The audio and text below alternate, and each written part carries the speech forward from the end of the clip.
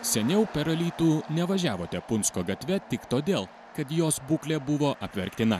Šiandien situacija visai kita.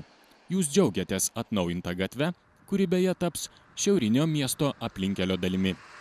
Geras kelias, anksčiau buvo prastas kelias, nu. Anksčiau prastas, siauras kelias buvo, kalnai buvo. Bet dabar gerai viskas, nu. Matot, platus kelias. Šis Punsko gatvės rekonstrukcijos projektas pagal bendrąjį programavimo dokumentą gavęs ES struktūrinių fondų paramą baigėsi visai neseniai.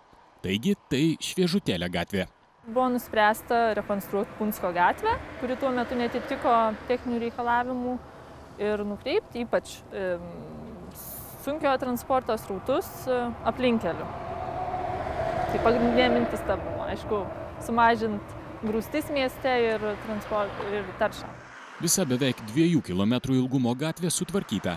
Gatvės danga, apšvietimas, įrengti dviračių takai ir šaligatviai. Nuotekų sistema, sutvarkyta aplinka.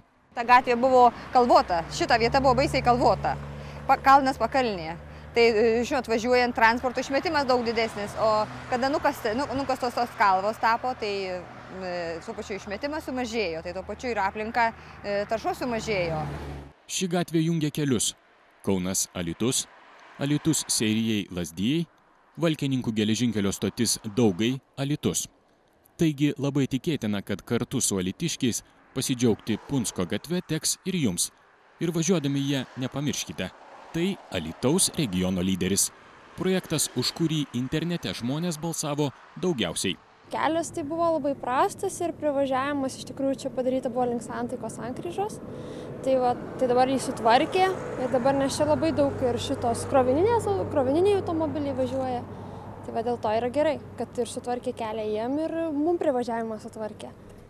Dabar transportas iš Alytaus centro kreipiamas į štai šią rekonstruotą Punsko gatvę. Alytiškiai gali lengviau atsikvėpti ir gali būti ramesni, nes savo miesto centre atsikvėps švaresniu oru.